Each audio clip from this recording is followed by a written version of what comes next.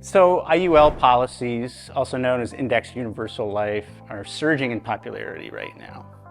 However, a lot of people that sell IULs don't talk about policy loans. They actually just gloss over the topic. That means that if you have a need to have a policy loan, if it's part of your plan, you might be shocked to learn at some point that the amount that you were hoping for is not available either when you need it or in the amount you need it. And so this is so important, and we're fortunate to have an IUL expert, Jason Herring, on our team. And I asked him about this, and he had a client that he recently worked with that he set up a successful IUL strategy using policy loans to create tax-free income in retirement. And so we're going to jump into Jason's example today.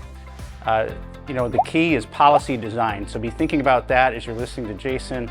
Surrender charges are really a critical part of this, and Jason's going to talk about it. These charges bleed off as the policy continues. So Jason's going to focus in on the details. And if this applies to you, I'm going to offer some key action steps that you can take. Take it away, Jason. Hey, thanks, Steve. Hello, everyone. Jason Herring here, your IUL specialist with Insurance and Estates. So today, let's talk a little bit about policy loans inside of Indexed Universal Life products. So, guys, the popularity of Indexed Universal Life has exploded here in the past couple of years. And I tell you, for someone who's been studying these contracts every day for the past 13 years, it's great to see. You can't turn on TikTok or Facebook or YouTube and not see some type of video about somebody introducing the IUL concept. But you have to worry a little bit, for someone who's been doing it as long as I have, when you watch these videos, if these people really know truly how to build these contracts that are in the best interest of the client. And the reason I say that is because most of these videos usually start off with an agent showing some type of a whiteboard and kind of walking through all of the advantages of IULs. And then when they get to the loan section, they just start talking about how easy it is and how accessible it is to take loans very quickly from Indexed Universal Life contracts. Well, that is true. It is easy to take loans from these contracts, but there is more to that story, okay?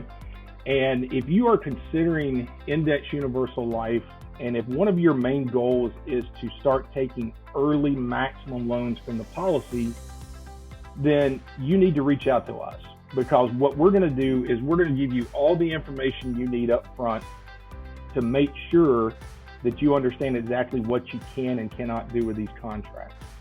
So the best way to kind of illustrate the types of cash values that are available for you and when those cash values are available is to simply show you a case study with a client that we did here recently. So if you notice here, we have a male age 35. He was actually approved at Preferred Plus non-tobacco.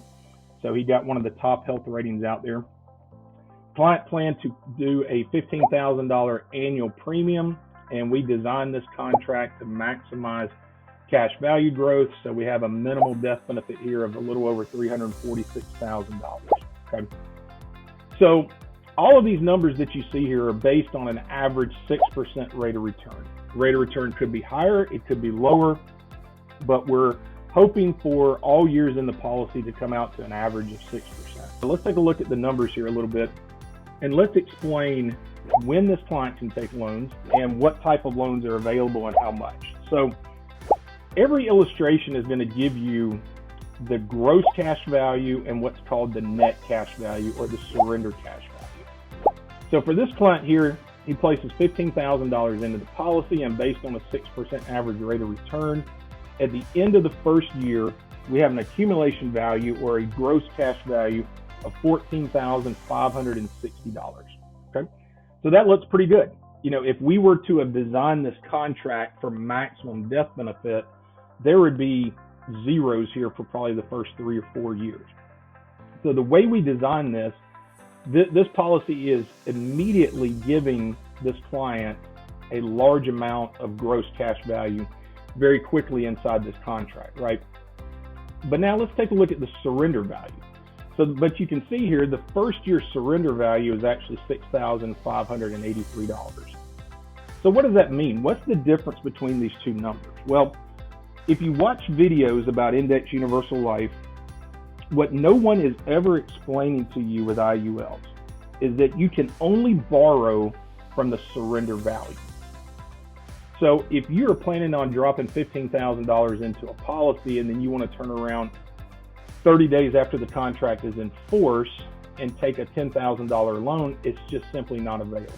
Okay, you can only borrow from your surrender value. Now, what is the surrender value inside these contracts? Well, keep in mind that this is just what I said. This is a contract between you and the insurance company, and both of you have very specific roles that you have to play in order to honor this contract.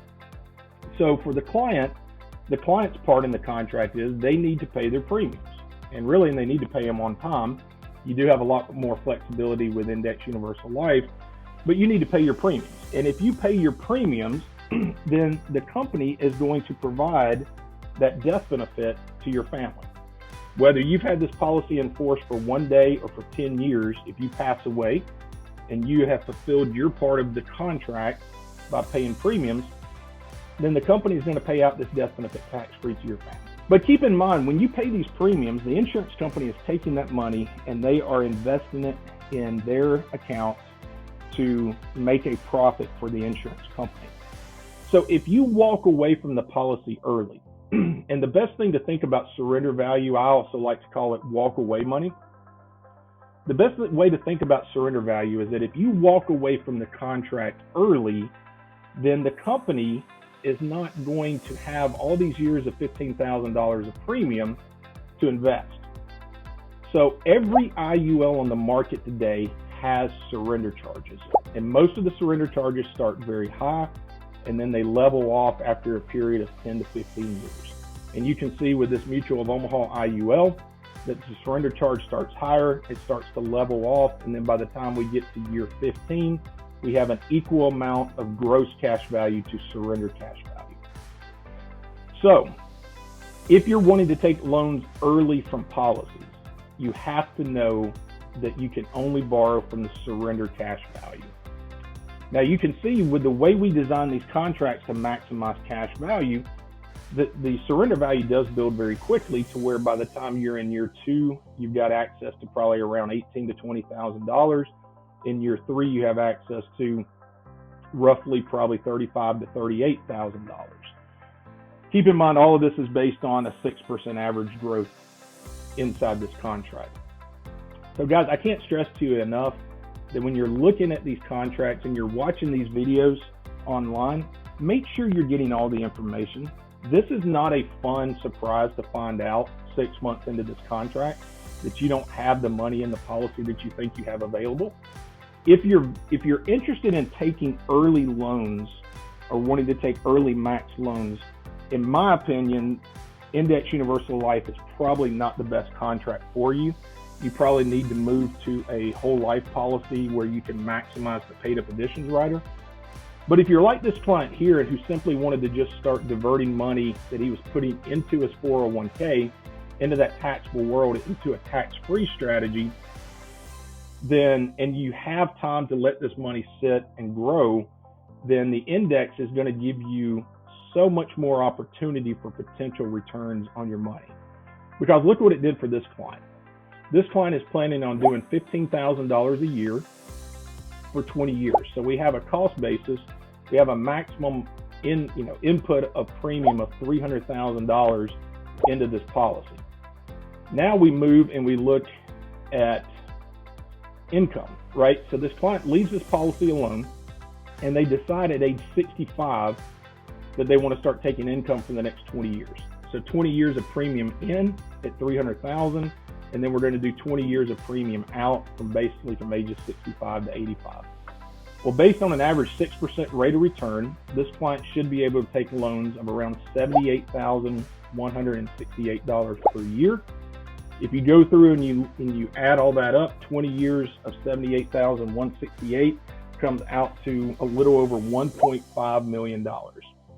So guys, this client put in $300,000 and based on a 6% rate of return, should be able to reap a tax-free benefit of retirement income of over $1.5 million and still pass away with a small death benefit going to his family. So Hopefully this has helped you understand a little bit more about how loans work inside of an index universal life policy. You have to know the whole story, guys. You cannot just sit here and watch these TikTok videos and think that you understand how this works, because you're going to be disappointed down the road. And when you work with us here at Insurance and Estates, we're going to make sure that you have all the information that you need to make sure that this strategy is the best strategy for you and your retirement goals. Guys, I really enjoyed this video today. I enjoyed bringing these basics to you about Index Universal Life. There's going to be plenty more down the road. And Steve, I will turn this back over to you. Thanks, guys. Have a great day. Thanks, Jason. Great example. So just to recap the high points of Jason's presentation, we had a 35-year-old male client in good health. He was paying $15,000 in premium over 20 years, so a total of $300,000 into the policy. He took $78,000 approximately, which was a total of $1.5 million. So he paid in $300,000 and he took out $1.5 million. So those are good numbers. The key in this case is that the policy loans were available in the way that he needed them. All right, another important thing that Jason mentioned is that if you're looking for a policy loan early on in your, after you start the policy, it might be better served with something other than an IUL due to the surrender charges that we've been talking about. You might consider perhaps a high cash value whole life policy for that reason, as they have no surrender charges. Something to consider. If this applies to you, or if you have a desire to do a one-on-one and look at your own numbers, schedule with Jason. There's going to be a calendar link below this video, wherever you're watching.